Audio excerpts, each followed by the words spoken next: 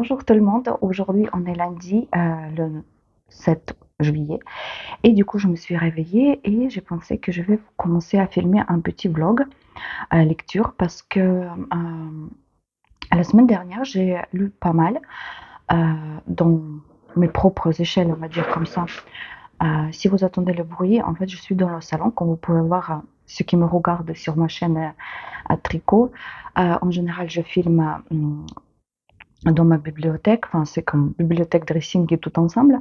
Mais aujourd'hui, vu que je suis au petit déjeuner et c'est un petit vlog, je ne suis pas maquillée, je viens de me réveiller, je me suis fait un petit déjeuner et j'ai pensé que j'aimerais bien commencer ce vlog par les livres lus la semaine dernière, ou plutôt on va dire depuis que j'ai filmé la toute première vidéo pour cette chaîne. Et en fait du coup je suis dans le salon et ici il y a Caramel, notre petit lapin. Je lui ai donné manger ses endives ce matin, mais il est toujours pas content. Il est bien bougé en fait à sa petite maisonnette dans la cage. Je sais pas pourquoi, et pourtant la cage elle est ouverte. Normalement, il vit chez nous, on va dire en semi-liberté, parce que, enfin, je vois pas du tout enfermer un animal toute la journée dans la cage. Je vois pas d'intérêt alors à adopter un animal, quoi. Enfin bref, je me suis fait le café, un petit fromage blanc et on va parler aujourd'hui des livres lus. Et peut-être demain matin, si j'aurai le temps, ou après-demain, parce que cette semaine je travaille l'après-midi, je vais vous filmer une séquence avec les livres que j'avais commencé. Du coup, j'avais filmé la toute première vidéo, mes projets pour cet été, la pile à lire d'été, oui. C'était encore vendredi, je ne me rappelle pas le vendredi dernier, mais le vendredi d'avant. Et je vous ai dit dans cette vidéo, je crois que j'étais en train de lire, je crois que c'est le 7e tome de saga de Lucinda Riley, de cette sœur, et c'est le 7e tome, c'est La sœur perdue. J'ai pas de livre, je vais vous mettre en couverture quelque part par ici parce que j'ai emprunté ce livre à la bibliothèque. Pourquoi?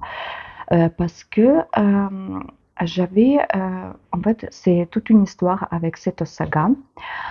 J'avais commencé à lire tout d'abord, pour ne pas vous dire des bêtises, à peu près il y a 5 ans, mais j'ai commencé à lire en russe. J'avais acheté le livre électronique et j'avais commencé à lire en russe. Et j'ai pas aimé du tout. Style, quand je vous dis j'ai pas aimé du tout, mais je pense que c'était le problème de traduction. Ça me plaisait pas en fait les tournures des phrases. C'était vraiment. Et j'ai lu quoi? Peut-être 50 pages. C'est-à-dire que si vous avez lu le saga, euh, le premier tome, d'ailleurs tous les autres tomes, ils commencent pareillement parce qu'en fait on parle tout d'abord de la mort de Surpa Salt, l'homme qui avait adopté toutes ses sœurs partout dans le monde, et après ça commence l'histoire de chaque sœur. Et ce premier tome, j'ai pas réussi à aller au-delà de 50 pages. Après, j'ai abandonné cette idée de lire ça parce que à l'époque, ça m'intéressait même pas en fait. Vous voyez les sagas, plusieurs livres dans la même série. Je trouvais que ça bloque un peu. J'aimais bien en fait lire. J'ai lu le livre et j'ai terminé. Mais en fait, pourquoi j'avais commencé à l'époque les Sept Sœurs? Parce que j'avais lu hum, comment ça s'appelle? Le roman de Lucinda Riley, je crois. Il était sorti cette année aux éditions aussi Charleston. La rose de minuit, en français, il s'appelle. Mais d'ailleurs, en fait, en russe, il s'appelle aussi quelque chose comme ça. Enfin, c'était traduit en anglais, je crois, c'est Midnight Rose. Alors, c'était traduit partout pareil. Enfin, bref, et j'ai adoré. Et c'est pour ça que j'ai voulu à l'époque tenter aussi la saga. Mais bref. Et du coup, quand j'étais revenue à cette saga, c'était il y a 3 ans, en 2022, parce que tout le monde parlait et c'était déjà en français, je pense, quand j'ai commencé à regarder les vidéos, les filles, ils étaient déjà à peu près au 4e ou au 5e tome. C'était déjà bien avancé. Et j'ai acheté le premier tome, vraiment dans le grand format de Charleston. je commençais à lire et j'arrivais pas à décrocher. En fait, tant que j'ai pas lu le livre, je pense que je l'avais lu, le premier tome qui parle de Maya, la première sœur, la plus âgée. Il est, je pense, le moins fin, c'était il y a 500 pages tout court. Et je l'ai lu peut-être en 3 jours, 4 jours, quelque chose comme ça. Et en plus, pas en restant tout le temps sur le canapé en train de lire. Enfin bref, j'ai adoré et j'ai commencé à acheter les livres peu à peu. Et il y en avait certains que j'avais achetés neufs, il y en avait certains que j'avais achetés d'occasion sur Vinted, mais j'avais tous les tomes jusqu'au 7. Parce qu'à l'époque, il n'y avait pas encore le 8e tome, justement le dernier qui parle de Passolt, qui était déjà sorti d'ailleurs après la mort de Lucinda Riley. Et j'ai commencé à lire, j'ai lu les 3 premiers livres, mais je ne les lisais pas, vous savez, l'un après l'autre. Il y avait une pause entre les trois. Et après, j'ai découvert Nextory et j'ai commencé à écouter cette saga sur Nextory, parce que les livres, ils étaient euh, c'est vraiment des bricasses, comme en commençant par le 4e livre. Le 4e livre, je pense que c'est vraiment des bricasses et je pensais que je vais les écouter sur Nextory. Et vu que je les ai commencé à lire sur Nextory, après, comme je vous ai dit, j'ai commencé à acheter beaucoup de livres, surtout d'occasion sur Vinted, et j'ai décidé de vendre les 7 livres pour que ça ne me prenne pas de place pour acheter d'autres choses. Mais j'ai pas vérifié sur Nextory qu'il n'y en avait pas le 7e tome en audio. Je sais pas pourquoi Nextory l'a pas fait, parce qu'il y a les 6 tomes. Le 6e, c'est La Sœur du Soleil. Et après, tout de suite, ils ont vite fait enregistrer, je pense, l'audio. Ils ont fait l'audio du 8e tome euh, qui parlait de Passolt. Et il n'y a pas toujours de 7e tome. Du coup, je pensais, je vais racheter peut-être en format poche sur Vinted, mais entre-temps, je suis allée dans la bibliothèque dans notre village et il y a toute la saga là-bas. J'ai emprunté le livre et du coup, en fait, je l'ai lu en 2 fois parce qu'entre-temps, il y avait ma mère qui était venue et je tricotais pas, je bouquinais pas, voilà. Et du coup, la semaine dernière, j'ai terminé le livre. Franchement, chaque tome, Heu, malgré que c'est une série, mais je les considère même, vous savez, comme les livres à part. Parce que chaque tome, il a une histoire. C'est l'histoire d'une sœur qui était justement adoptée, une fille qui était adoptée par, ce riche, extravagant. D'ailleurs, on ne sait toujours pas pourquoi il les adoptait, qu'est-ce que c'était le but. En fait, après sa mort, je veux pas vous raconter, en fait, qu'est-ce qui s'était passé dans le 7e tome pour ne pas vous spoiler. Et si vous n'avez pas lu le saga et vous voulez le lire, mais je crois que ça doit être dans le 8e tome qu'on va avoir les réponses pour toutes nos questions. Mais le 7e tome, il m'a plu aussi beaucoup parce que ça parle l'histoire, parce que vu que c'est le double temporalité, l'histoire en fait dans le passé, il se passe en Irlande pendant la guerre d'indépendance. En fait, on parle d'Irak, comment ça a commencé, toutes ces révoltes contre les Britanniques, et c'était vraiment très intéressant à lire. Mais tous les livres de Lucinda Riley, toutes les histoires de ses filles, les tomes précédents, c'était pareil en fait. Tout ce qui était les histoires au passé, ça m'a toujours plu plus ce qui se passait en fait au présent. Enfin, au présent, dans le livre. Parce qu'au présent, grosso modo, les filles cherchaient leurs racines, parce que pour chaque sœur, cet homme, elle a laissé une lettre avec des petits indices d'où il venait. Les coordonnées géographiques, vous voyez, c'était vraiment... Je trouve que vraiment, Lucinda Riley, elle a bien pensé cette saga. Je ne sais pas combien de temps ça lui a pris, mais j'ai jamais attendu même les avis négatifs. C'est toujours positif, toujours tout le monde qui aime, qui adore. Et moi, je suis pas exclue de tout le monde parce que vraiment, j'adore cette saga. Et d'ailleurs, quand j'ai terminé là, le 7e tome, c'est le seul d'ailleurs, enfin pas le seul d'ailleurs, je pense, et qui finit sur, vous savez, sur euh, comment dire, ça te donne envie de lire le 8e parce que justement, il te donne une petite allusion ce qui se va passer dans le 8e tome et j'avais presque envie d'aller à la bibliothèque et de prendre le 8e tome pour le lire tout de suite et après je me suis dit non, je veux pas le faire tout de suite parce que c'est déjà le dernier tome et, euh, et ça va être terminé après. Mais je sais pas. Et d'ailleurs, maintenant, j'hésite. Est-ce que je prends le 8e tome en papier ou est-ce que quand même je vais l'écouter sur Nextory en audio parce que c'est quand même vraiment un gros bricasse. D'ailleurs, je pense que les derniers livres enfin les derniers tomes euh, de cette sœur, ils dépassaient toujours 20 heures. 20 heures d'écoute, je vous parle. Et je sais pas, peut-être pendant les vacances, je vais prendre le livre et je vais le lire en papier. Euh, D'un côté, voilà, j'ai pas envie de terminer. Attendez, je vais boire mon café parce que ça va refroidir.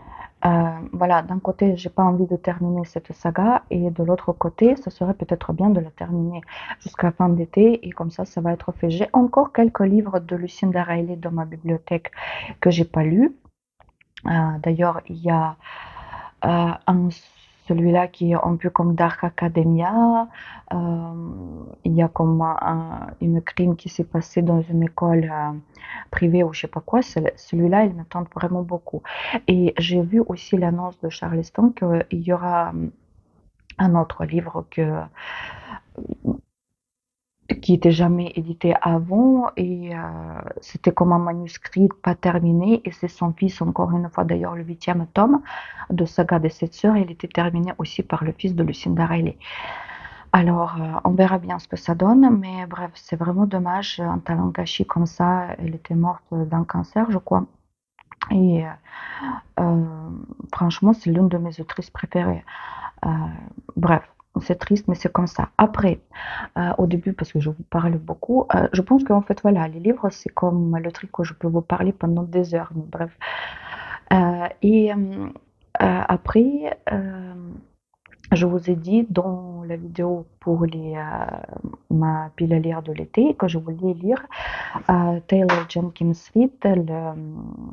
Enfin, en français, ça s'appelle Les Sirènes de Malibu. Euh, En anglais, c'est Malibu Rising et moi je l'ai lu en fait en ukrainien et grosso modo ça s'appelle aussi, enfin c'était traduit en ukrainien aussi comme le lever de soleil de Malibu et je pense que c'est plus près de ce qui est en anglais que les sirènes de Malibu. Je pense, traduction française, elle fait plutôt allusion à tout ce qui est surf parce qu'on parle des surfeurs, de surf, de Malibu. Voilà, et c'est pour ça, je pense qu'ils ont traduit comme sirène de Malibu, mais je ne peux pas savoir, mais voilà. Des fois, les traductions, on se demande comment ça se passe, quoi. Et nous, en Ukraine, on a une application euh, elle n'est pas parfaite, mais déjà elle existe, c'est ce que je veux dire. Moi, j'aime bien Nextory. J'ai que le Nextory, j'ai pas Audible, j'ai pas d'autres choses, vous voyez, mais j'ai que le Nextory. Et il me plaît beaucoup parce que justement, il y a, vous payez tant par mois. Moi, j'ai pris au début l'abonnement le moins cher, mais je voyais que le 15 heures d'écoute par mois, ça me suffisait pas. Et après, j'ai pris celui qui est au milieu. Je crois qu'il est à 15 euros et j'ai 30 heures d'écoute. Quand j'écoute par exemple un livre comme Lucinda Riley, je ne suis pas obligée en fait d'interrompre le livre au milieu du mois et attendre le crédit pour le mois prochain pour le terminer. Mais en Ukraine, la, l'application s'appelle Abook et ce qui est dommage en fait c'est pas l'abonnement, c'est en fait vous achetez chaque livre séparément. Et d'ailleurs, il y en a certains livres qui sont que en audio, il y a d'autres livres qui sont en grosso modo à lire, électronique, oui. Et il y en a qui font les deux. Mais quand tu achètes, tu choisis, soit tu prends le livre électronique, soit tu prends le livre audio, ce qui est, oui, logique, parce que les livres audio, ils coûtent plus cher. Mais voilà, mais c'est-à-dire que ça revient quand même beaucoup plus cher, je trouve. Parce que les livres électroniques, ils sont toujours entre, non, livres audio, ils sont toujours entre 5 et voire même 12 € le livre. Par exemple, les Stephen King, ou l'année dernière, elle faisait, je pense que c'était vraiment dommage parce qu'elle faisait la spéculation sur le livre des mémoires de Matthew Perry. Vous savez, quand il a décédé, celui qui était dans les, euh, qui incarnait Chandler dans Friends. Et ils ont flambé le prix pour le livre. Tout simplement, c'était les spéculations sur sa mort. J'ai envie de le dire, quoi. Et malgré tout, j'avais ce livre, j'ai ce livre en anglais déjà depuis très longtemps dans ma bibliothèque.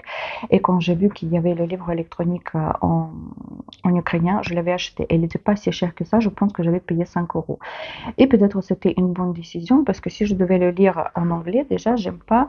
Ça, c'est les auditions, je sais pas ce que c'est, mais en fait, la plupart des livres en anglais, ils ont la police vraiment très petite. Et moi, j'aime pas ça. J'aime bien quand c'est plus confortable à lire parce que comme vous pouvez voir là, je suis avec des lunettes devant vous. Et moi, l'écriture comme ça, vous savez, la police comme ça, et en plus en anglais, mes yeux ils vont se fatiguer très vite. Bref, j'ai lu en ukrainien et c'était une bonne décision parce que je le lisais sur mon portable, et mon portable, vu que je l'ai partout avec moi, et d'ailleurs c'est très très pratique, je me suis aperçue que les livres électroniques, des fois, même si c'est des bricasses, on va dire comme ça, on les lit plus rapidement quand c'est le livre électronique que quand c'est le livre en papier.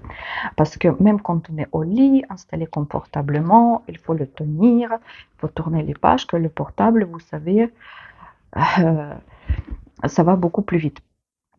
Et du coup, je l'ai lu en 5 jours. Moi, j'allais travailler, je prenais le tram, parce que je me garais dans un parc relais, je prenais après le tram, et pendant mes pauses, et je l'ai lu comme ça. Mais franchement, je trouve que c'est un livre vraiment un page turner, comme les autres, je pense, de Taylor Jenkins Reid.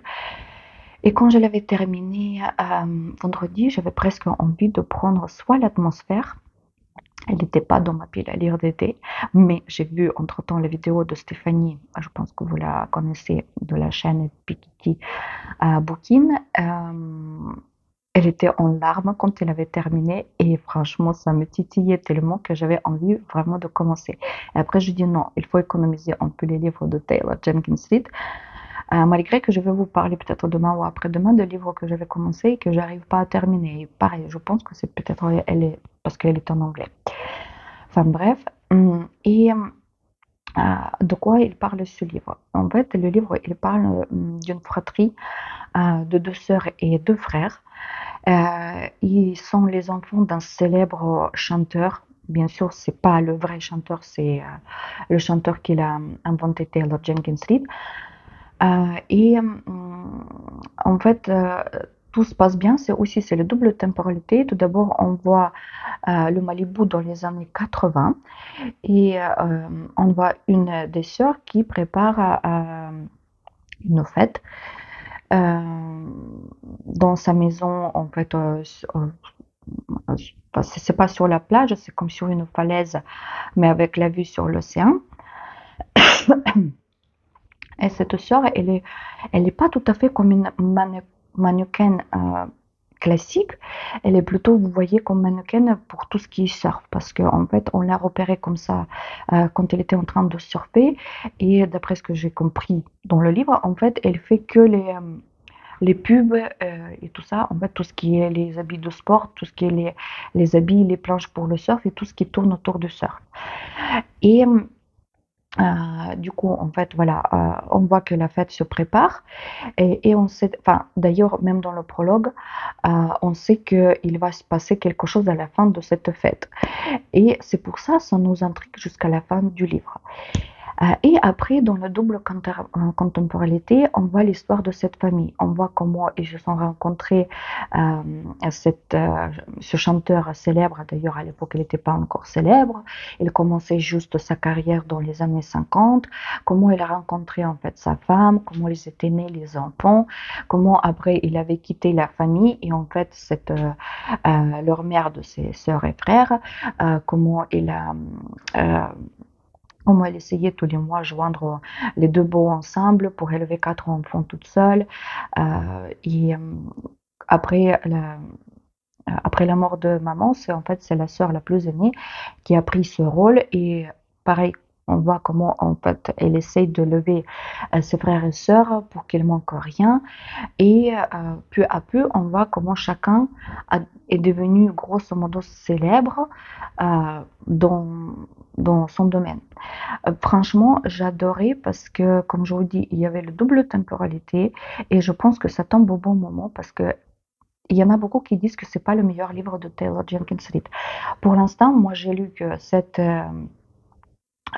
Marie d'Evelyn Hugo. J'ai lu celui qui parle de Carrie Soto. Je sais pas, il me semble qu'il n'est pas encore traduit en français. Et j'ai commencé After I Do en anglais et je l'ai toujours pas terminé. Et celui-là, je peux pas dire que en fait, si je dois choisir entre les sept maris d'Evelyn Hugo, Carrie Soto et les sirènes de Malibu, je peux vous dire que pour moi, Carrie Soto, c'est moins fort. Mais bref, on verra. Je vais encore lire, comment ça s'appelle d'ailleurs, là, Daisy Jones and the Six. Je l'ai dans ma bibliothèque aussi. J'aimerais bien aussi lire l'atmosphère et on verra après qu'est-ce qui m'a plu le plus. Mais voilà, je pense qu'en fait, ce livre, il m'est tombé dans le bon moment parce que maintenant c'est l'été, c'est la canicule, il fait super chaud et quand tu le lis, en fait, t'arrives presque à inhaler euh, ces termes marins, vous voyez, iodés, je sais pas, mais franchement, j'arrivais pas à décrocher en fait. J'ai pisté même mes arrêts du tram parce que je pensais si je loupe mon arrêt, ça va pas être marrant. Mais franchement, si vous aimez Taylor Jenkins Reid, si vous aimez hum, le seul truc que je peux lui rapprocher à ce livre, que, en fait, quand je vous dis, on parle des années 80, et je crois d'ailleurs que ça se finit dans le 83. Cette fête, c'était on était 83, oui, 83, c'est marqué ici, mais on ne le ressent pas, comment dire, cette ambiance des années 80. À part qu'il parle quand il se prépare pour la fête, qu'il faisait, vous savez, ces coiffures avec, je sais pas comment ça s'appelle, quand on faisait vraiment des franges comme ça et tout, avec beaucoup de spray pour les cheveux. Mais à part ça, il y avait vraiment mais rien euh, qui faisait l'allusion à cette époque-là. Et c'est le seul truc que je peux rapprocher à ce livre, sinon j'ai vraiment adoré. Adoré, adoré, et je vous le recommande vivement, surtout de le lire en été. Et j'avais commencé quand j'avais terminé pour la lecture du soir, parce que je vous ai dit que je suis une lectrice, celle qui lit plusieurs livres en même temps. Et je vois, je vois pas d'inconvénient dans ça parce que quand je dis comme ça, je réussis à lire plusieurs livres en même temps. Parce que vous voyez, les grands formats comme ça, j'aime pas les trimballer dans mon sac de travail. Ça me rajoute encore du poids que le téléphone en fait au travail ou quand je vais quelque part dans le transport en commun, je peux lire sur le téléphone et dans la voiture, je lis les livres audio. Enfin, j'écoute les livres audio. Si j'ai pas assez de crédit d'ailleurs sur Nextory, j'achète un livre audio sur Abook, l'application ukrainienne, et j'écoute comme ça. Et voilà. Mais bref, pour la lecture du soir, j'avais choisi celui-là, c'est Claire Leslie Hall, Terre brisée. J'ai entendu dire pas mal de bonnes choses sur ce livre et je l'ai vu plutôt sur l'Instagram que sur YouTube. Sur YouTube, j'ai pas vu encore beaucoup d'avis. Ici, on ne peut pas dire que c'est le double temporalité parce que l'intrigue principale, on va dire comme ça se passe dans les années 60, 68 et à la fin 69. Mais on nous raconte l'histoire aussi des gens amoureux il y a 13 ans avant le début de l'intrigue principale. C'est-à-dire que ça s'est passé à peu près dans le 53, en 53. Et en fait, on nous dit dans comment dire, dans le résumé, c'est comme avec la tension d'un thriller, Claire Leslie Hall signe un premier roman magistral et universel sur l'amour, la trahison et le pardon. Je ne veux pas vous lire tout le quatrième de cours parce que ça sert à rien du tout. Au début, je comprenais pas quand je vous ai dit, je comprenais pas de quoi ça parle ce livre. C'est pas un thriller, c'est plutôt comme, je peux le considérer plutôt que c'est une histoire d'amour qui a tourné au drame. Et en fait, c'est comme un triangle amoureux. Au début, on suit un couple qui vit à la ferme dans les années 60, plus précisément en 68. Ils s'aiment beaucoup. On sait tout de suite que il y aura une mort à la fin de ce livre. Qu'un homme il va être retrouvé dans cette ferme mort, mais on ne sait pas qui. Et d'ailleurs, entre les chapitres, il y a aussi les chapitres qui nous montrent le procès. Mais on ne sait pas qui est jugé et pour le meurtre de qui, on va dire comme ça. En fait, l'intrigue reste jusqu'à la fin du livre, ce qui est normal, je trouve. Et on suit l'histoire en fait de ce couple. On sait très bien qu'ils ont vécu aussi une tragédie au sein de leur famille. Euh, et après, quand on parle 13 ans plus tôt, on voit cette femme de ce couple qui était amoureuse. Enfin, elle vient d'une famille pas pauvre, mais ses parents, ils étaient les enseignants, mais vous voyez, c'est une famille de classe moyenne à l'époque. Et elle était tombée amoureuse d'un garçon qui vient de famille des nobles de région, en fait, de ce village. Il vit dans un château. Et en fait, ils étaient tombés amoureux, c'était réciproque. Ils ont vécu une histoire d'amour pendant un été. Et après, tout était parti, grosso modo, en cacahuète. Et au fil du livre, on voit comment cette femme, qui s'appelle Elisabeth, mais tout le monde l'appelle Bess, comment elle retrouve avec son mari qui s'appelle Frank, qui vit à la ferme, que toute sa famille a vécu à la ferme. Ils ont des agneaux, des brebis, ils cultivent la terre. Et au fur et à mesure, on voit la tragédie de cette famille, leurs relations. Et toute cette histoire, justement, elle commence, on apprend que quelqu'un était mort. Et on apprend que l'homme, enfin ce garçon, on va dire, qu'elle aimait Elisabeth avant, il est revenu dans le village. On ne sait pas pourquoi, mais il est revenu avec son fils. Il a vécu plusieurs années aux États-Unis et entre-temps, il est devenu un écrivain célèbre et personne ne comprend pourquoi il revient ici dans un village perdu de Dorset en Angleterre, depuis Californie. Et Bess, elle était engagée par cet homme, son ancien amour, son premier amour, style un peu comme babysitter de son fils, et c'est de là que ça commence toute cette histoire. Franchement, au début, je ne comprenais pas tous ces avis positifs. Oui, c'était intéressant, mais des fois c'était un peu long. Des fois, en fait, ça m'énervait parce qu'on ne comprenait rien. C'était comme vous savez, des bribes de l'histoire qui étaient un chapitre, on voit ça, l'autre chapitre, on voit d'autres choses. Et c'était pas tout à fait bien structuré, comme par exemple dans les romans de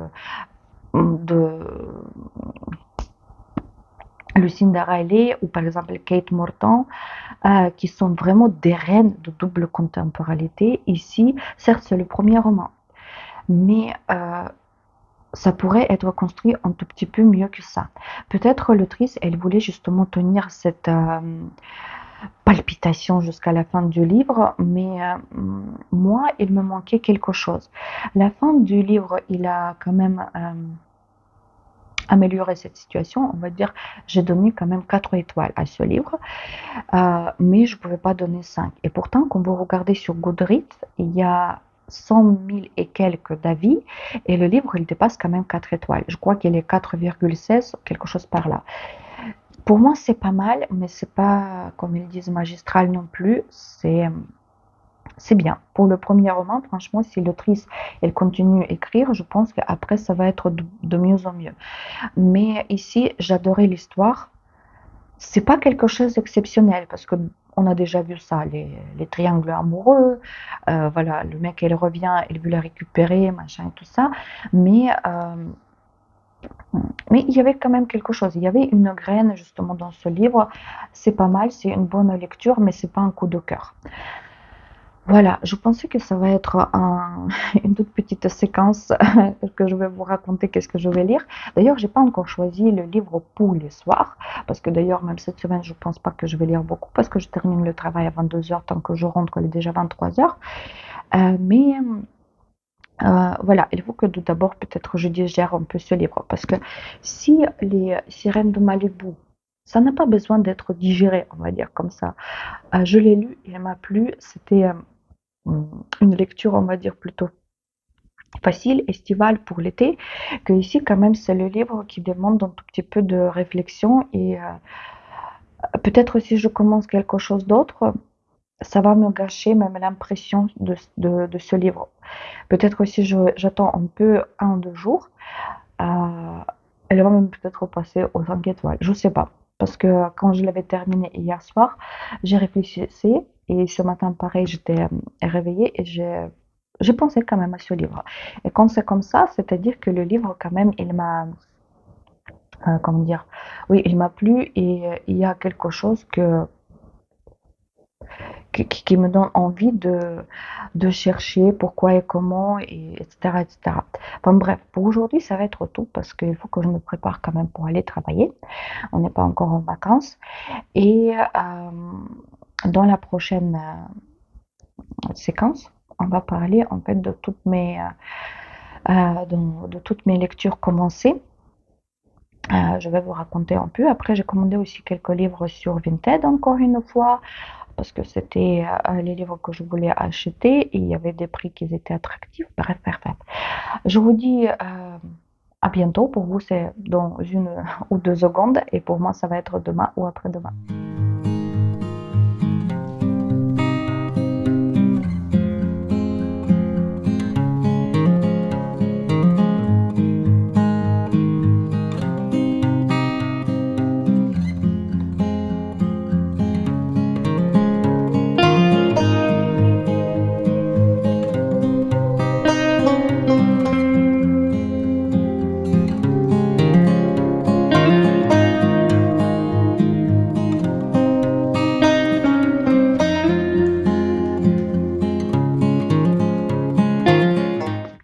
Coucou tout le monde, aujourd'hui on est déjà jeudi le 10 juillet et en fait j'avais prévu de filmer une petite séquence hier mais je ne l'ai pas filmé à cause de ce livre.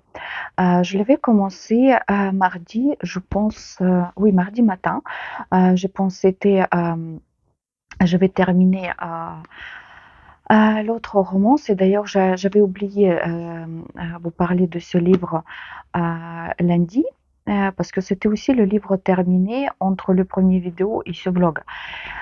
Et c'était aussi une romance et je voulais commencer encore quelque chose tant que j'ai vraiment le mood de lire ce genre de livre. Parce qu'en général, je ne sais pas pourquoi, c'est toujours l'été que j'ai envie de lire l'histoire d'amour. L'hiver, je suis plutôt à littérature un tout petit peu plus sérieuse, on va dire comme ça. Euh, Tout d'abord, alors je vais vous parler de ce livre dont j'avais terminé. Je pense que c'était au début même de la semaine dernière. Et ce livre, c'est l'autrice qui s'appelle Mariana Zapata et je crois qu'il n'est pas traduit encore en français. En français, il y a un seul livre qui est traduit de cette autrice qui s'appelle From Luca with Love. Euh, Ils ont laissé comme ça le titre en anglais, mais il était traduit en français. Je ne l'ai pas lu tout simplement parce que pour moi, c'est un trigger warning de lire quelque chose qui est lié avec le pays qui agresse mon pays natal. Et là-bas, je crois que c'est l'histoire d'amour entre un patineur artistique, enfin tout tourne ce style comme on peut le roman d'amour sportif et là-bas tout tourne autour de patinage artistique et ça je voulais pas le lire et en ukrainien il y avait la traduction je pense que en anglais ça doit s'appeler Winnipeg Wall ou Wall of Winnipeg and I. Je vais vous mettre ici la couverture. En français, je crois qu'il n'était pas encore traduit.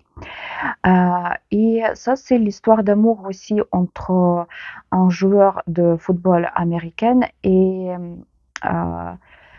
on va dire sa secrétaire, mais elle n'était pas tout à fait secrétaire. En fait, l'histoire, elle commence, on sait que cette fille, Vanessa, elle travaille pour le joueur de foot américain. Lui, il est canadien, mais il joue aux États-Unis dans l'équipe de, si je ne me trompe pas, c'était au Texas. Mais je ne me rappelle pas si c'était Dallas ou si c'était une autre ville. Euh, Vous voyez, ça fait même pas 2 semaines que j'ai lu ce livre et j'ai déjà, on peut oublier l'histoire parce qu'en fait, elle était, allez, je lui ai mis 4 étoiles, mais je pense que c'est même pas 4 étoiles, c'était 3 étoiles et demie. Parce que pour moi, il n'était pas tout à fait plausible et c'était pas si bien écrit que ça. Pour moi, en fait, les problèmes de tous ces romans de new romance, ce qu'on appelle maintenant, c'est que pour moi, c'est comme des pièces de théâtre. Pourquoi? Parce que il y a très peu de descriptions, par exemple, de nature ou de temps ou de ce qui se passe autour, comme vous savez, comme dans les fictions contemporaines ou dans les polars, enfin d'autres genres littéraires. Et ici, en fait, on nous donne, par exemple, ils sont dans une pièce, il y a une scène qui se passe, hop, après on bascule sur une autre chose, et on dirait comme voilà, comme si les décors ils changeaient, mais on suit une pièce au théâtre. Il y a très peu, voire quasi pas, de new romance où c'est vraiment que ça s'approche un peu, vous savez, de fiction contemporaine. Enfin bref. Voilà, l'histoire de ce roman, c'était que cette fille, Vanessa, elle travaille pour... d'ailleurs, je me rappelle même plus comment lui, il s'appelait. Mais bref, Gareth ou quelque chose comme ça. Je vais vous mettre le prénom, je vais chercher parce que c'était un livre électronique.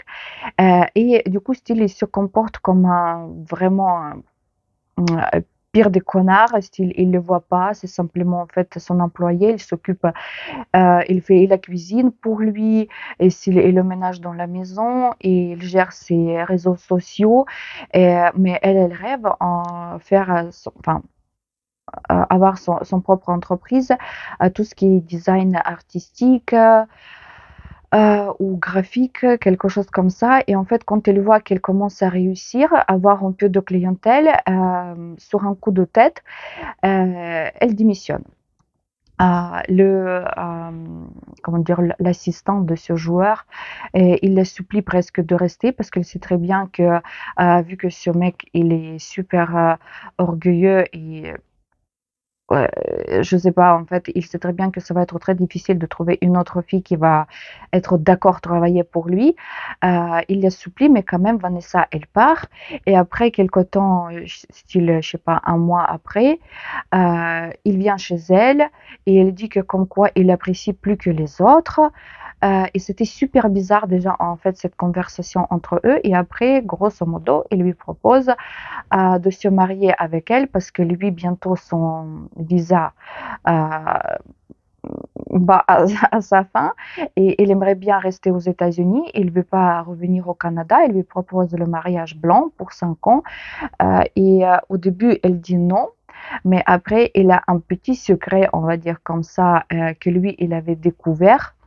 Elle a des grosses dettes et lui, il propose en fait de payer cette dette et comme ça, elle va être libre. Et du coup, en fait, elle lui dit oui. Et comme vous pouvez voir, enfin, comme vous pouvez deviner, ils se mettent ensemble. Tout d'abord, c'est le mariage blanc, mais après, tout tourne autrement. Ils commencent à tomber à l'amoureux l'un de l'autre. Franchement, c'était... oui, oui, maintenant, avec le temps, je peux vous dire que je mettrais peut-être les 3 étoiles et demie. Parce que c'était pas très bien. Au début, j'aimais bien la cadence, mais quand ils se sont mariés, c'était tellement prévisible, même leur dialogue, c'était pas du tout crédible pour moi. Je pense que je rétrograde en étoile parce que j'ai commencé à lire ce livre-là. Je vous avais montré dans les vidéos ma pile à lire pour l'été, que je voulais lire un autre roman de Abby Jiménez. C'était Ton monde et le mien. Mais après, j'avais tellement envie de quand j'avais acheté celui-là, il me tentait tellement que j'ai commencé celui-là mardi matin. Je pensais, je vais lire quelques chapitres pour voir qu'est-ce que ça va donner. Et du coup, ça a donné que je suis déjà au 3, à la page 330 et ici, en tout, il y a 430. Il me reste en fait 100 pages à lire. Peut-être même je vais terminer encore aujourd'hui avant le travail et peut-être après le travail, mais après le travail, je vais rentrer aujourd'hui à minuit. Bref, j'espère que je vais le terminer au pire des cas demain matin pour vous faire la petite partie de vidéo encore demain avant de clôturer ce vlog. Pourquoi ce livre, il me plaît plus que celui de Mariana Zapata? Ça, c'est mon premier roman de Ebi Jiménez. Il n'y en a pas tant que ça traduit en français. Et d'après ce que j'ai compris, parce que avant, j'ai jamais vu ces livres passer sur le Booktube français. Et pourtant, moi, je regarde Booktube français à peu près depuis 3 4 ans. Et même Ton monde et le mien, je ne l'ai jamais vu dans les vidéos que celui-là, le livre, il commence vraiment à cartonner sur Instagram et sur Booktube. Moi, je regarde pas TikTok, je vous dis tout de suite parce que je suis un peu vieille pour ça, je pense. Je l'avais téléchargé style il y a un an, j'ai essayé de regarder, mais franchement, ça me saoule ces vidéos courtes. Même sur Instagram, c'est très rare que je regarde les Reels parce que pour moi, c'est trop court et j'arrive pas en fait rentrer dans la vidéo. Moi, franchement, j'aime bien les vidéos longues. Quand je m'installe avec mon tricot, avec quelque chose à manger et je regarde pendant 1 heure une vidéo. Bref, ce livre, je l'ai vu cartonner. Il y en a beaucoup même de youtubeuses qui l'ont reçu en service presse, qui l'ont acheté elles-mêmes. Et de quoi elle parle cette histoire? Comme je vous ai dit, je vous ai raconté un peu le résumé. On a Justin et Emma. Ils vivent pas dans la même ville. Lui, en fait, il vit à Minnesota et il travaille depuis chez lui quelque chose avec l'informatique, machin et tout. Il était pendant des années avec son meilleur ami en colocation, mais still son meilleur ami. Il était parti après vivre avec l'ex de Justin. Et pourquoi? Parce que Justin, on l'appelle comme un porte-bonheur pour les femmes, parce que quand il sort avec quelqu'un, après leur rupture, la femme, elle raconte tout de suite l'amour de sa vie. Il a publié comme un petit article sur un réseau social en racontant son histoire et Emma qui est à l'autre bout des États-Unis parce qu'elle elle est infirmière de mission ou quelque chose comme ça, c'est-à-dire qu'avec sa meilleure amie Mehdi, ils font comme des contrats de CDD, ils sont infirmières et elles choisissent leur mission par intérim. Par exemple, pour 3 mois, ils vivent dans une ville, après ils changent, ils vont dans notre État des États-Unis, ils voyagent comme ça, ils restent jamais sur place plus de 3 mois. Et il me dit, il lui montre, il tombe sur cet article, il montre à Emma, regarde le mec, il est comme toi, parce que Emma, c'est pareil, elle est porte-bonheur pour les hommes. En fait, quand il sort avec quelqu'un, après leur rupture, pareil, le monsieur, il tombe sur l'amour de sa vie. Et il essaye, juste pour déconner, de rentrer en contact avec Justine. Et au début, lui, il pense que c'est une journaliste qui veut prendre son interview et tout ça, mais après ils échangent les SMS, etc., etc., et il voit que c'est pas une journaliste, il commence à se sympathiser par message, et il lui propose en fait ce deal de se mettre en couple ensemble, et après leur rupture, ça va normalement, logiquement, ça doit marcher pour tous les deux, et lui et elle, ils vont trouver l'amour de leur vie. Euh, du coup, en fait, il y a un petit problème parce que les filles, ils ont choisi déjà après leur mission actuelle pour partir pour 3 mois à Hawaï. Et comme je vous ai dit, Justine, elle habite à Minnesota et ça, c'est un État des États-Unis qui n'est pas tout à fait sur la liste des filles parce que là-bas il fait froid, c'est pas tout à fait un endroit touristique, etc., etc. Et Justine, en fait, ils sont déjà par les messages que il était attiré par Emma et il essaie de la convaincre quand même de venir à Minnesota et elle est tellement intriguée qu'elle persuade sa copine Mehdi, sa meilleure amie, de partir avec elle, de choisir de renoncer ou de repousser les Hawaï et aller tout d'abord à Minnesota. Et là, elle débarque à Minnesota et toute cette histoire, elle commence. Ce qui me plaît dans ce roman aussi, parce que c'est pas que l'histoire d'amour. Ici, il y a aussi une thème. D'ailleurs, au début du livre, je crois il y a un trigger warning. Je vais vous le lire même. Ce livre, non, c'est pas ça. Voilà, c'est ça. Chers lecteurs, chères lectrices, bien que tous les romans soit les comédies romantiques, j'aborde dans celui-ci les thèmes peut-être sensibles pour certaines et certaines d'entre vous. Si vous ne vous sentez pas concerné et que vous estimez que ce genre d'avertissement gâche la lecture, sautez le paragraphe suivant et plongez directement dans l'histoire. Ce livre contient des scènes de crise de panique, de dépression, de troubles de stress post-traumatique, des descriptions de troubles psychiques non diagnostiqués, une mère toxique et une enfant victime de négligence parentale. Franchement, j'ai pas vu beaucoup en fait de tous ces troubles stress post-traumatique, machin et tout ça, et je suis déjà à trois quarts de livre. Mais ici, ça parle surtout de mère toxique et d'une enfant négligée, parce que Emma, elle était négligée quand elle était petite par sa mère, et c'est ça qui me gâche un peu l'histoire, parce que Emma, elle n'est pas tout à fait crédible dans ses on va dire dans ses réactions par rapport à sa mère. Elle a 28 ans et quand même, elle se comporte encore, en fait, elle cherche encore à gagner l'amour de sa mère.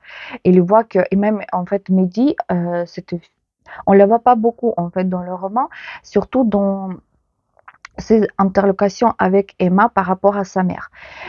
Et elle est vraiment, elle lui donne les arguments pourquoi en fait il faut pas que Emma continue en fait se battre pour voilà pour sa mère, pour gagner son amour, que en fait il faut que ses yeux ils soient enfin ouverts, que sa mère elle s'en fout mais complètement d'elle. Mais voilà, pour moi c'est pas cohérent hum, ce comportement d'Emma, mais on verra qu'est-ce que ça va donner à la fin du livre.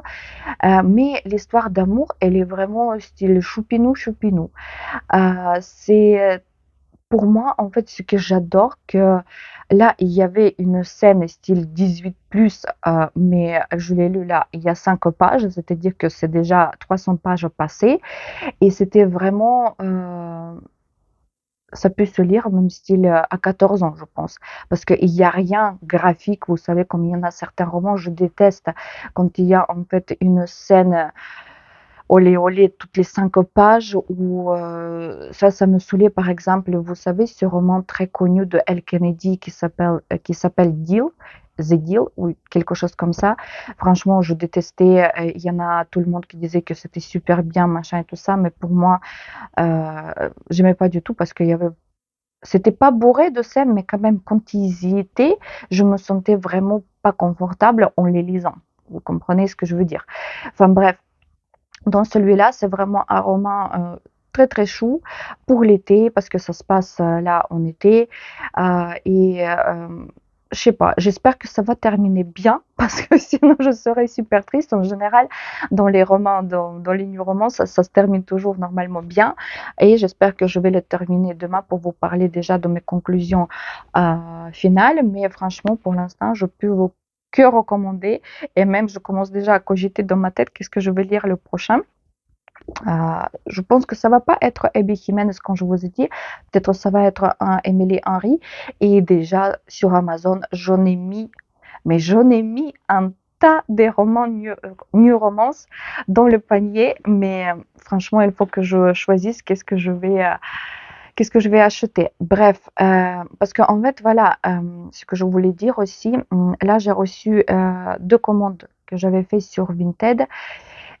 Et par exemple, des new romances, ils sont super chers parce que je crois que c'est très très demandé. Si vous regardez les mêmes titres en français et par exemple en anglais. En anglais, ils vont coûter style 5 euros et en français, le prix, par exemple, comme celui-là, il coûte 19,90 et vous allez le trouver à 15 euros, quoi. C'est-à-dire que si vous rajoutez les frais de port et les frais de protection d'achat ou comment ça s'appelle sur Vinted, ça va revenir au même. Certes, ça vaut le coup si par exemple vous avez déjà l'argent dans votre porte-monnaie et vous sortez pas votre carte bancaire, mais sinon, en fait, ça vaut pas la peine. Mais ce que j'avais acheté, c'était quand même, ça valait la peine parce que j'ai acheté en grand format un couple parfait de Helen Hildebrandt. Euh, et je l'avais acheté, style, je sais pas, pour 3 euros. Et ce qui m'a intriguée, j'ai lu déjà un roman de cette autrice. Je ne vais pas prononcer à chaque fois Hildebrandt parce que je bug tout le temps sur son nom. Euh, j'ai lu le roman l'année dernière, je crois, et ça m'a plu pas mal. Enfin, je pense qu'à l'époque, j'ai même mis 5 étoiles. Ça s'appelle d'ailleurs, il y a même ici derrière, c'est L'été après l'été, celui-là. Il était traduit en ukrainien et pareil, j'avais acheté le livre électronique. Ce roman, il était vraiment tout ce que j'aime, sauf le thème principal. Pourquoi En fait, le hic de cette autrice, elle écrit toutes ces histoires et elle se passe sur l'île de Nantucket.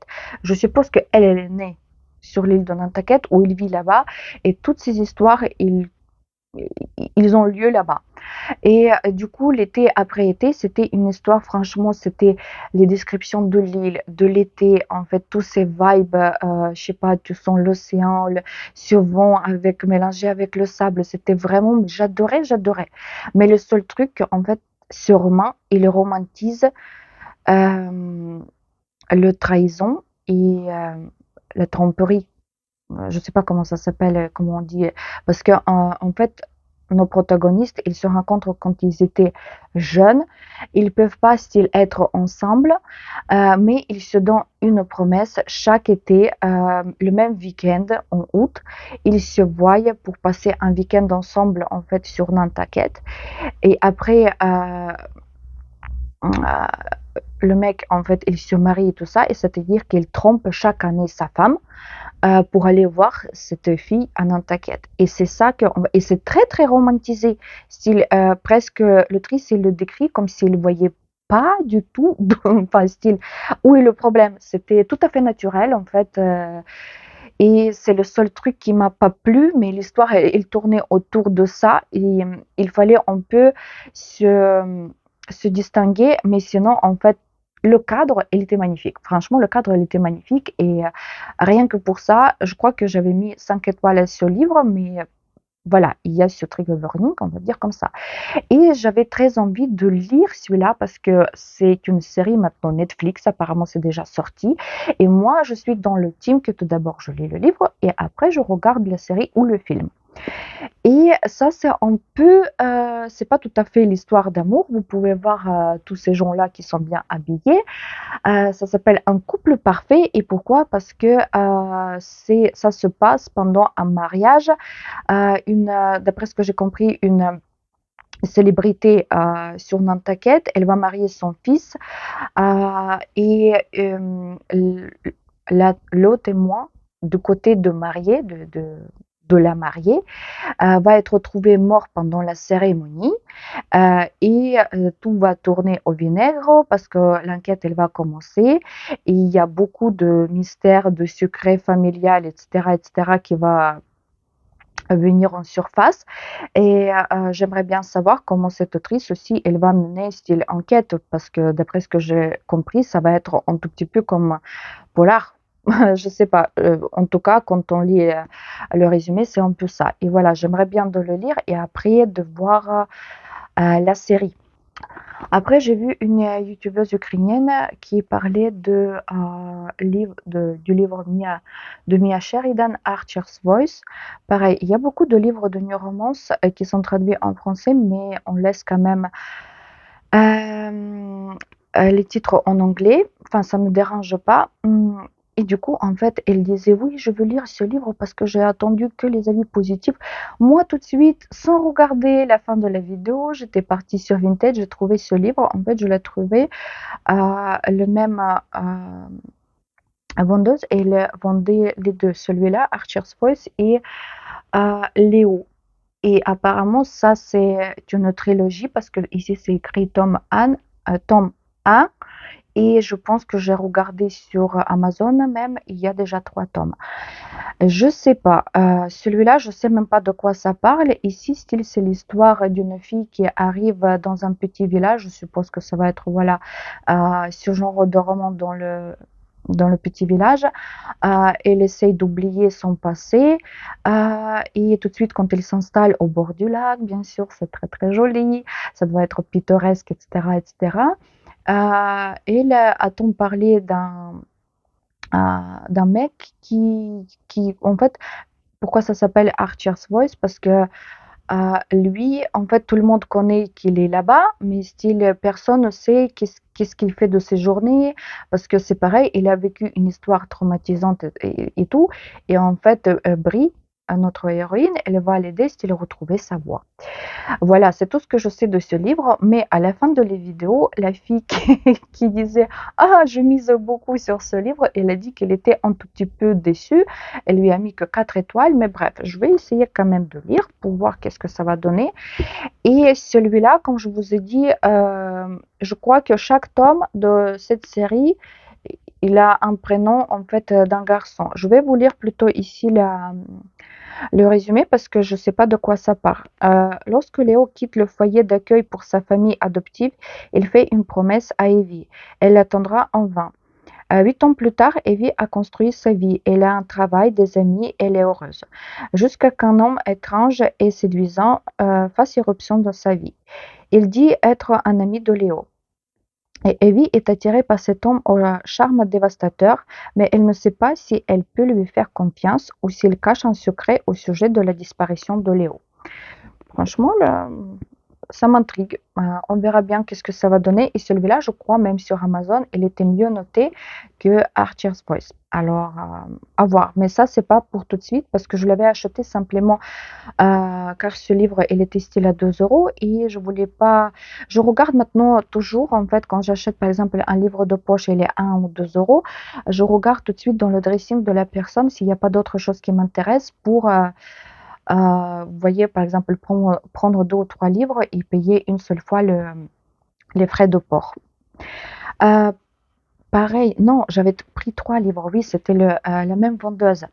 Et celui-là, pareil, j'ai attendu parler beaucoup de ce livre, mais il y a déjà 2 ou 3 ans. C'est Laura S. Wilde, à tous les cœurs que j'ai brisés. Je vais vous lire aussi le résumé parce que je me rappelle pas non plus de quoi ça parle, mais je me rappelle que ce livre, il passait pas mal, presque dans chaque vidéo, dans les recommandations, etc. Je l'avais vu, mais oui, il y a 2 ou 3 ans. Nolan et Juliette en avant lorsqu'ils se rencontrent. Sur la plage où ils passent leurs vacances, ils se font la promesse de s'aimer pour l'éternité. Mais l'âge adulte, leur innocence s'effrite et une trahison les sépare. 11 ans plus tard, Juliette est directrice marketing d'une grande entreprise de cosmétiques. Déterminée à gravir les échelons, elle flirte sur les sites de rencontres sans y trouver l'homme de sa vie. De son côté, Nolan voyage à travers le monde en tant que designer freelance et refuse de s'investir dans une relation. Leurs chemins ne devaient plus se croiser, mais un drame pousse Nolan à remettre en question la manière dont il se comporte avec les femmes. Il décide alors de retrouver ses ex pour s'excuser du mal qu'il leur a fait, à commencer par Juliette. Toutefois, après avoir croisé à nouveau le regard de son amour d'enfance, il s'aperçoit qu'il veut obtenir d'elle davantage que son pardon. Voilà, je me rappelais de ça que le mec il revient après de demander pardon à toutes les femmes qu'il a blessé dans le passé. Et ici, c'est marqué que c'est comédie romantique parce que ça, c'est aux éditions Hugo Poche, Archer's Voice aussi, et ça, c'était quoi? Hugo Roman. En fait, le Hugo, je pense que c'est une maison d'édition qui est vraiment le leader dans les new romances. Par exemple, pour le Archer's Voice, ici, vous avez une seule fille sur 3. par rapport à l'échelle de piment. Et ici, quand même, il y en a deux. On verra bien. Je sais pas, ça, c'est pas pour tout de suite, parce que je suis plutôt maintenant, j'aimerais bien lire, peut-être après Abby Jiménez, j'aimerais bien lire un livre de Emily Henry. On verra bien. Bref, demain, je pense, parce que là, il faut que déjà que je mange et je pars travailler, mais demain, j'espère que je vais vous parler de, de celui-là, parce que j'espère que de le terminer aujourd'hui ou demain matin. Et je vais vous montrer toutes les lectures en cours que j'ai en ce moment. Parce que je crois, à part celui-là, j'en ai 4 livres à commencer, mais il faut que je regarde sur Goodreads. D'ailleurs, en fait, je pense que sous les précédentes vidéos, je vous ai pas mis le lien de mon Goodreads, mais je vais le mettre. Si vous voulez, vous pouvez aller voir ce que je suis en train de lire ou ce que j'ai déjà lu cette année. Et d'ailleurs, j'ai créé aussi une page Instagram carrément dédiée à là où je vais écrire mes résumés sur les livres. Après, comme je vous ai dit, je fais très peu de reels. Peut-être si vous me suivez aussi sur Instagram pour mon compte de tricot, même en fait les stories, c'est très rare que je les fais, mais je vais essayer quand même de écrire pour chaque livre, de faire les résumés et mes conclusions finales. Si ça vous intéresse, alors je vais laisser aussi le lien dans la barre d'infos. Voilà, ça va être tout pour aujourd'hui et on se retrouve demain pour clôturer ce vlog.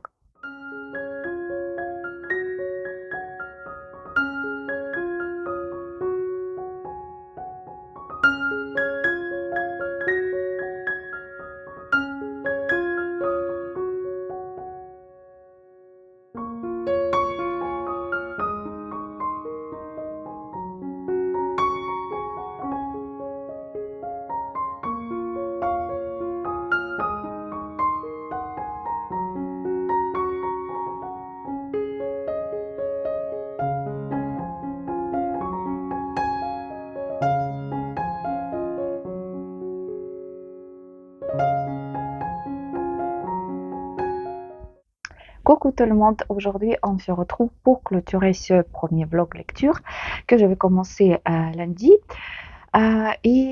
Aujourd'hui on est vendredi déjà le 11 juillet, le temps passe super vite et on va commencer bien sûr par ce livre que je viens de terminer il y a allez, 20 minutes. Franchement, je lui ai mis 4 étoiles. Pourquoi? Parce que à la fin, comme je vous ai dit hier, il me restait style 40 ou 50 pages. Et je vous ai dit par rapport au trigger warning qu'il y avait au début du livre, le syndrome post-traumatique, dépression, machin et tout ça, je ne le voyais pas tout ça sur les 350 pages du livre. Et j'avais l'impression justement à la fin que l'autrice, elle a essayé de mettre tous ces trucs juste à la fin du livre pour justifier en fait son trigger warning. Je sais pas. Certes, on pouvait voir déjà au début du livre que notre protagoniste, elle est un peu traumatisée parce qu'elle était négligée par sa mère toute sa vie, etc., etc. Mais en fait, à la fin du livre, tout s'accélère à mon goût un tout petit peu trop. C'était un peu too much. Et la fin, certes, c'est un happy end, style, ils se retrouvent ensemble et tout, mais à mon goût, c'était mais toute cette histoire, c'était très choupinou, mais choupinou dans le bon sens. Je vous ai dit, j'ai bien aimé même les dialogues, les comportements et de Justine et de Emma. Ils étaient plutôt, vous savez, vraiment adultes. C'était les relations qui étaient dès le début très saines, même si c'était parti d'une blague, oui, de se mettre ensemble pour rompre cette malédiction et tout. Mais en fait, les relations, je trouvais que dès le début, parce que vous savez, dans les livres de ce genre, enfin, dans les new romances, souvent, les dialogues, ils sont un tout petit peu courts, pas travaillés. En général, il y en a beaucoup dans les beaucoup d'histoires, on voit style qu'ils parlent pas. Il y en a beaucoup qui style, je suis vexée, mais je te dis pas pourquoi, je t'aime moi non plus. Non, mais c'est ici, je trouvais que c'était vraiment bien écrit et tout, mais à la fin, mais c'était trop sucré, trop. C'était même plus crédible, surtout lui, Justin, son comportement, en fait, comment c'est décrit. Pour moi, c'était parce que vous savez, ici, les chapitres, il y a un chapitre qui est raconté de la part de Emma, et l'autre chapitre, il est raconté de la part de Justin. Et des fois, en fait, les chapitres de la part de Justin, je voyais pas la différence. Pour moi, c'était plutôt comme si c'était raconté de la part d'une femme. Et c'est ça que je trouvais, je pense que il manquait un tout petit peu à ce mec Mmh, d'être plus, masculin, je sais pas, pas dans le sens style d'être bad boy et tout ça, mais, ça se voit qu'en fait, il y a pas trop de différence entre les sentiments d'une femme et les sentiments d'un homme. Je sais pas, je suppose qu'il y en a des hommes comme ça, super sensibles et cetera, mais, ce serait bien en fait quand même d'avoir une différence qu'en fait de le sentir dans les chapitres. C'est ça que j'ai oublié de vous dire en fait hier aussi. Mais sinon, voilà, la fin, elle est chouette, bien sûr, elles sont ensemble, mais voilà, à la fin, c'était trop précipité, en fait, de bourrer tous ces des dépressions, des syndromes post-traumatiques, et cetera, et c'était, mais trop. Et quand c'est trop, trop mélodramatique. On pourrait faire beaucoup plus simple. Mais sinon, le livre, il est vraiment, ça vaut la peine de le lire, surtout en été. C'est très chouette. C'est vraiment une très bonne lecture et je vais continuer. D'ailleurs, je viens de regarder quand j'ai marqué sur Goodreads comme quoi je l'avais terminé. J'ai vu style que c'est le troisième. Ils le mettent dans la même série que le premier livre. Ton monde et le mien. Après, il y en a, en anglais, ça s'appelle Truly Yours. Je ne sais pas comment c'était traduit en français. D'ailleurs, si c'était traduit en français, ça, c'est le troisième tome. Et style, le tome 3.5, il s'appelle en anglais je me rappelle plus, mais je vais vous mettre ici la couverture pour voir. Je pense que celui-là, vu que celui-là il venait d'être traduit, je pense que l'autre, il n'est pas encore traduit. Mais je vais lire justement Tout le monde et le mien et je vais voir est-ce que ils sont vraiment liés ou pas parce que je sais pas. Je peux pas vous dire, mais pour moi, c'était une histoire euh, à part, quoi. Et vous pouvez le lire détaché d'autres livres. Mais voilà, je vous la recommande vivement cette histoire pour cet été, mais pour moi, c'était quand même 4 étoiles. Et comme je vous ai dit, on va voir qu'est-ce que je suis en train de lire. En fait, les livres qui sont marqués comme en train de lire sur Goodreads. Tout d'abord, c'est Taylor Jenkins Reid et After I Do. Je le lis en anglais, enfin, je le lis, c'est vraiment un gros mot parce que je l'avais commencé, je me rappelle même pas quand. Pour vous dire, ça doit dater à peu près de 3 mois et j'ai lu 60 pages sur 336. Je pense que c'est parce qu'en anglais et franchement ici anglais il est pas très compliqué. Moi mon anglais maintenant je pense qu'il est à peu près, plus que médiocre parce que je pratique pas du tout, je parle pas anglais avec quelqu'un et c'est pour ça en fait j'ai décidé de lire au moins un livre, je ne dis même pas 2 dans l'année et il y en avait une youtubeuse ukrainienne qui disait qu'elle était vraiment folle de Taylor Jenkins Reid après Sept Marie d'Evelyn Hugo et elle cherchait à lire les livres qui étaient ses premiers euh, ses premières œuvres et elle disait que celui-là, il était vraiment chouette à lire. De quoi elle parle cette histoire? En fait, on a un couple, je sais même pas comment il s'appelle, Laurine et Ryan.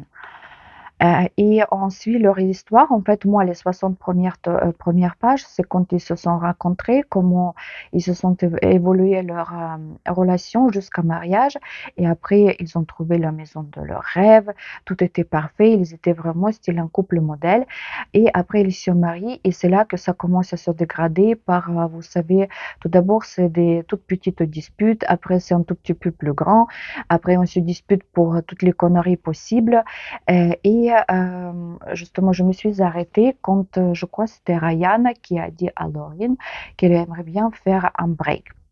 Et je suppose qu'après, on va voir l'évolution, comment en fait, ils vivent, ce break, chacun de leur côté.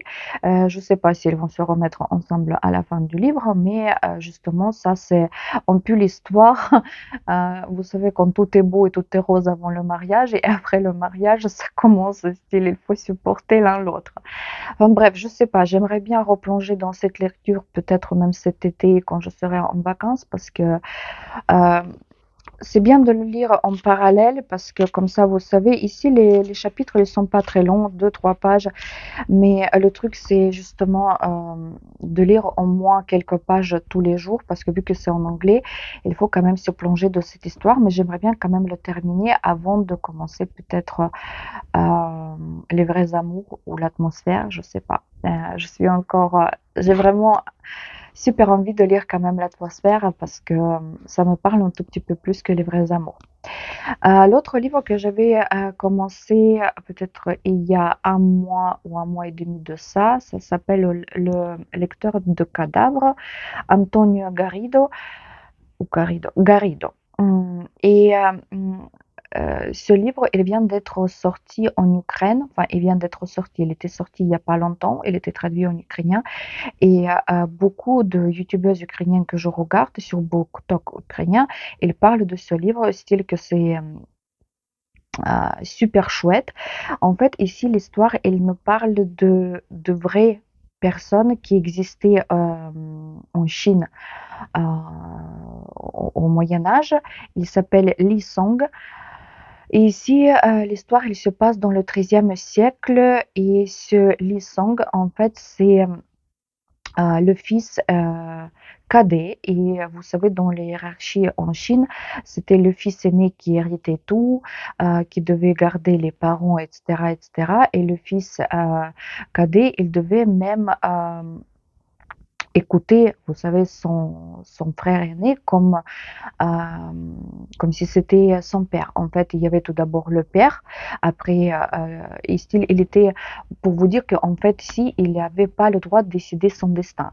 Et en fait, le livre, il commence par l'histoire, comme il raconte, ils étaient partis vivre dans une grande ville avec ses parents, et à la maison, le père, il a laissé la maison à son frère aîné. C'est lui qui était le maître de la maison. En fait, il plantait les rizières, les terres qu'ils avaient, et avec sa famille, si il était dans une grande ville et il travaillait dans un bureau, en fait, il faisait ses études justement pour auprès d'un.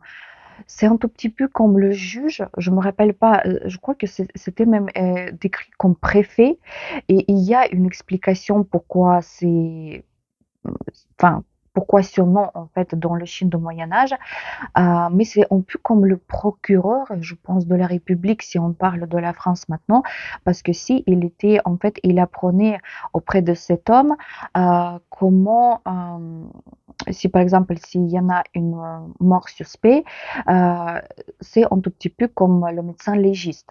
Et c'est pour ça que ça s'appelle le lecteur de cadavres, parce que je pense que justement cette personne, la vraie personne, euh, il était style comme le premier médecin légiste dans l'histoire de l'humanité. Voilà ce que je voulais dire. Et l'histoire, elle commence, en fait, ici, il nous raconte quand ils étaient dans cette grande ville, il adorait ses études, etc., etc. Et après, ils étaient obligés, ses parents, surtout son père, il ne voulait pas lui expliquer pourquoi il revient dans leur petit village natal, vivre sous le toit de son frère aîné, parce que maintenant c'est le frère qui avait la maison. Et vu que lui, il est le frère cadet, le père, il lui dit qu'il n'est même pas digne de l'explication pourquoi il revient. Ici, il est super malheureux parce que son frère, c'est un grand brute. Grosso modo, il le traite presque comme un esclave. Il passe ses journées en fait dans les rizières, en fait de labourer la terre. Et un jour, quand il est dans la rizière, en fait, en labourant la terre, il trouve un cadavre. En fait, il trouve tout d'abord la tête et après les restes. Et c'était le corps du père de la fille qu'il aimait. Et justement, ils appellent ce préfet de la grande ville auprès de qui il faisait ses études. Il vient dans le village et là, l'histoire, elle commence. Grosso modo, c'est comme un détective médiéval, un polar médiéval. Parce que ça commence même, vous savez, c'est ce genre de polar où il se passe beaucoup de choses. Il se passe beaucoup de choses. J'ai lu la première partie et ça correspond aux 148 pages sur 750. Je ne sais pas pourquoi je l'avais laissé de côté, parce que quand même, ça me plaisait bien ce que je lisais au début. Euh, Parce que après, quand il a commencé à se mêler dans l'enquête de cette mort, il y a beaucoup de choses qui se passent avec sa famille. Et à fin de compte, si il était obligé de fuir ce petit village, en fait, pour éviter aux représailles. Et c'est à ce moment-là que j'ai abandonné quand il était arrivé dans la grande ville. Je me rappelle même pas en fait le nom parce que c'est le nom chinois et voilà. C'était intéressant. Je sais pas pourquoi j'avais abandonné. Enfin, j'ai pas abandonné, que j'ai arrêté de le lire. Je l'ai mis en pause. Je suppose que j'avais envie de lire d'autres choses. C'était un peu quand même sombre, si vous voulez, par rapport à l'été qu'il y a maintenant et je pense que c'est pour ça. Mais je vais le reprendre, ça c'est sûr, ça c'est pas un abandon. Ce que j'écoute en ce moment, c'est Chloé Welsh et c'est le deuxième tome. Vous savez, cette saga, les The Boys of Tommen. Keeping Certain. Le premier, je me rappelle pas, Bending Certain ou quelque chose comme ça, c'était, et je l'ai écouté aussi sur Nextory. Là, je suis à peu près à la moitié du deuxième tome parce que j'écoute que dans la voiture aller-retour au travail. Alors, ça, c'est à peu près 2 heures par jour. Bref, le premier tome, j'avais mis 4 étoiles et je pense que celui-là, ça va être à peu près pareil. J'ai écouté la moitié, mais je peux vous déjà dire, en fait, ça, c'est une histoire c'est pareil, c'est comme les new romances, un peu des histoires des romans sportifs. Ça se passe en Irlande, à la ville de Cork. Notre Johnny, il est au collège, en fait, le collège de Tommen, ou c'est le lycée, ça doit être au lycée, parce qu'ils ont déjà 17 ans. Tommen, ça, c'est vraiment un lycée pour des enfants privilégiés. En fait, c'est une école privée. Et notre héroïne qui s'appelle Shannon, elle vient d'une famille vraiment pauvre. En plus, la famille, elle est vraiment pas bien du tout. Grosso modo, ce livre, il tourne autour de maltraitance des enfants au sein de la famille. Parce que Shannon, elle est victime déjà de harcèlement à l'école, mais elle est aussi victime de maltraitance à la maison par son père. Et il n'y a pas que elle, aussi ses frères, pareil, sa mère, pareil. Et certes, c'est une thème qui est très important, mais je trouve que vous savez de faire 2 tomes qui font 900 pages, au moins le deuxième, il fait ça c'est sûr 900 pages, mais le premier je suppose aussi parce qu'il y avait aussi style 25 heures d'écoute sur Nextory. Euh, et c'est en plus, vous savez, comme Dallas, parce que on pouvait diminuer ces 2 livres, euh, mais style même pas à la moitié, mais même plus que ça. Parce qu'il y a beaucoup de longueur, il y a beaucoup de répétitions. Et je ne sais pas pourquoi aussi le choix il était bizarre par l'autrice parce que ça se passe en 2005. Pourquoi elle a décidé en fait d'écrire une histoire qui s'est passée il y a 20 ans, style qui se passe il y a 20 ans. Par exemple, moi je peux m'associer à ces personnages parce qu'en 2005 j'avais 19 ans. Vous voyez, mais je comprends pas pourquoi en fait ce choix-là. Peut-être à la fin du livre, on va le savoir, on verra bien. Mais enfin bref, vous avez compris. Quand Shannon elle était maltraitée dans tous ses collèges précédents, sa mère, d'un seul coup, va savoir pourquoi, elle décide de se mettre dans les dettes et payer l'école privée pour Shannon pour qu'elle ne soit plus harcelée à l'école. Mais je trouve que c'est super. Je sais pas comment dire. En fait, la mère, elle la protège pas à la maison vis-à-vis de son père, de son mari, qui la tabasse presque à mort, cette gamine. Mais en fait, il fait tout en fait pour la mettre dans l'école privée pour qu'elle soit pas harcelée à l'école. C'est ça qui est pas compréhensible pour moi. Et en fait, j'étais déjà le premier tome, vous savez, j'ai écouté, c'était plus ou moins en fait, ça m'intriguait. Mais là, le deuxième, franchement, je comprends pas.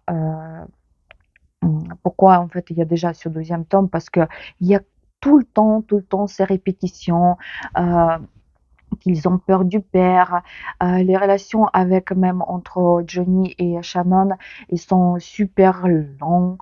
Il se passe presque rien. Il y a beaucoup de dialogues presque enfantins. Et j'étais déjà plusieurs fois à deux doigts d'abandonner, mais franchement, j'aimerais bien savoir comment ça va terminer parce que c'est surtout la mère de Shannon qui m'énerve le plus et son frère aîné. Et j'aimerais bien savoir qu'est-ce que ça va donner à la fin de ce livre. Mais j'en suis sûre que la suite de cette saga, parce que je sais qu'après ça va être sur le meilleur copain de Johnny. Je vais pas l'écouter, je vais pas le lire parce que ça c'est non. Je pense que ça c'est vraiment malgré les thèmes qui sont abordés dans le livre, je pense que c'est vraiment la lecture peut-être pour des gens un tout petit peu plus, enfin, je sais pas, entre 20 et 30 ans. 30 ans, c'est vraiment la limite, parce que sinon, moi, il y a trop de choses qui m'énervent, qui me plaisent pas beaucoup. Pas beaucoup, style, pas du tout. Encore une autre lecture a commencé cette semaine, au début de cette semaine. J'ai choisi une lecture pareille sur Nextory, mais un livre électronique pour le lire dans le transport, au travail, etc., quand j'ai une petite pause. Et ça, c'est Shannon Malka qui s'appelle La Duchesse de Buckingham.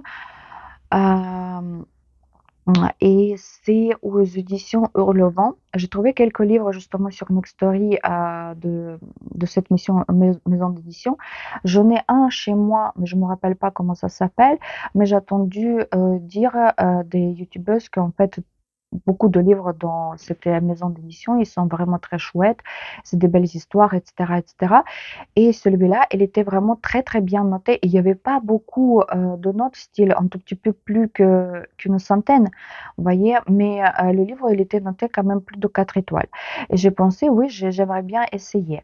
L'histoire, elle se passe à la moitié du 19e siècle, je pensais les années 1840, dans le Winchester. En fait, notre héroïne qui s'appelle Elena, elle est fille d'un duc, je suppose, je crois, et elle a encore trois frères aînés, et elle est la plus petite. Sa mère, elle était décédée quand elle était toute petite ou quand elle a accouché d'elle.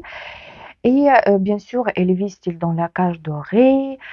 Son père, il la laisse pas trop sortir de la propriété de leur demeure. Et style, il se promène à cheval. Vous voyez, c'est les trucs comme ça, comme ça.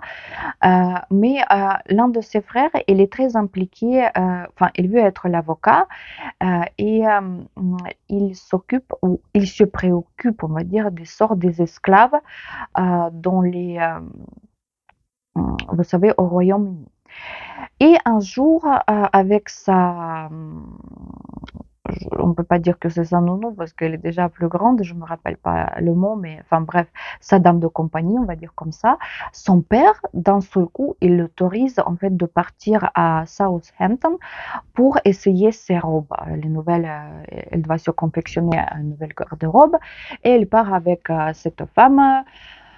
Et du coup, en fait, dans la rue, il voit comment un maître, il bat un enfant à peu près de 8 10 ans dans la rue et que tout le monde, en fait, presque content et de lui dire de continuer. Et elle est choquée par cette scène.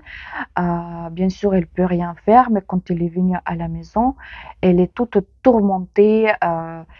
Elle est dans tous ses états et elle a écrit un article qui était publié dans un journal local. Euh, Elle a vidé son sac, grosso modo, elle a dit ce qu'elle pensait et tout ça, et grosso modo, cet article, il est parvenu jusqu'à Londres, jusqu'à la reine Victoria, et quelques jours ou quelques semaines après, son père, il reçoit la lettre de la reine, comme quoi la reine, elle veut que Helena, elle vient au palais de Buckingham pour être comme sa dame de cour. Comme ça, style la reine, elle dit dans la lettre que ça le préoccupe aussi ce sujet d'esclavage d'enfants et qu'elle pourrait travailler comme ça avec Elena, de voir ses idées, etc., pour aider les enfants dans cette situation-là.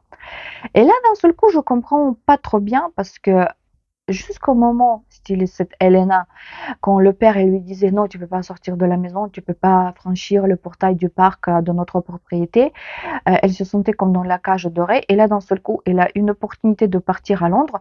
Et là, d'un seul coup, elle adore toute sa maison, elle adore le parc, elle pleure presque tous les jours parce qu'elle doit partir, etc., etc. Et moi, je me suis arrêtée justement au moment où il était parti. En fait, la reine, elle a envoyé un homme qui doit, l'accompagner jusqu'à Londres pour qu'il n'y ait rien se passe pendant le trajet. Et c'est ça que j'ai pas trop compris. Mais franchement, les avis que j'avais lus sur le Goodreads, c'est que des bonnes notes, style en disant je pouvais pas lâcher le livre jusqu'à 3h30 du matin.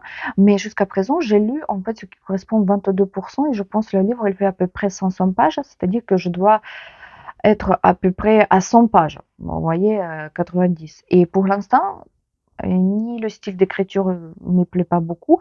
Je pense que je vais lire, aller jusqu'à 30%. Si ça me plaît pas, je vais l'abandonner. Parce que ça vaut pas la peine de continuer, vu que je vois, certes, je suppose que ça doit, le thème qu'elle aborde, ça va être intéressant pour voir. Mais pour l'instant, voilà, il est déjà un quart de livre et il se passe quasiment rien. Justement, peut-être je vais voir quand il va arriver à Londres. Peut-être ça va commencer, vous savez, toutes ces intrigues à la cour royale, etc., etc. Mais sinon, après, si ça me plaît pas, je vais abandonner parce que j'ai vraiment du mal, comme une lectrice, j'ai du mal à abandonner les livres. Même si ça me plaît pas, je me force tout le temps de le lire jusqu'à la fin. Je sais pas pourquoi. Et il y a tant de bonnes lectures, de bons livres que je comprends dans la tête qu'en fait, ça vaut pas le coup de continuer si ça me plaît pas, mais j'arrive pas, en fait, je dois lire jusqu'à la fin. Enfin bref. Et le dernier livre commencé, c'est Meurtre au mode d'emploi de Holly Jackson aux éditions Casterman. J'ai commencé ce livre le week-end dernier. J'ai pas beaucoup progressé parce que je lisais le temps d'un été cette semaine. Mais là, je pense que je vais continuer celui-là. Je suis à la page 165 sur 520. C'est une histoire, c'est un polar, grosso modo pour les ados, on va dire comme ça, parce que ça se vend même au rayon young adulte. Et c'est une histoire, en fait, on a notre protagoniste Pipa, elle fait comme un projet TPE pour l'école pendant les vacances scolaires d'été. Sur un cold case qui s'est passé dans son école il y a 5 ans. Il y avait une fille qui était disparue et bien sûr tout le monde a mis cette disparition sur le dos de son petit ami de l'époque qui s'est suicidé. Oh mon Dieu, j'arrive même plus à parler. Qui s'est suicidé quelques jours après sa disparition, mais le corps de cette fille, il n'était jamais retrouvé. Et là, 5 ans après, Pipa, et la fille dont je vous parle, elle décide de mener sa propre enquête. Bien sûr, elle ne peut pas s'appuyer, comment dire, elle ne peut pas travailler avec la police parce que l'affaire elle était classée. Mais elle décide d'interroger en fait des profs, des amis de l'époque. Bien sûr, ils sont plus au lycée parce que Pipa, elle a 17 ans. Et bien sûr, ces gens-là, ils ont déjà plus de vingtaine d'années, mais ils essayent de les appeler, de les rencontrer. Le frère justement, de petit copain de cette fille disparue, il l'aide aussi. Et franchement, l'enquête, elle me plaît beaucoup. Mais ce qui me dérange un tout petit peu dans cette histoire, que cette fille Pipa, elle a 17 ans, mais si on ne le savait pas, on dirait qu'elle a 13, 14 ans.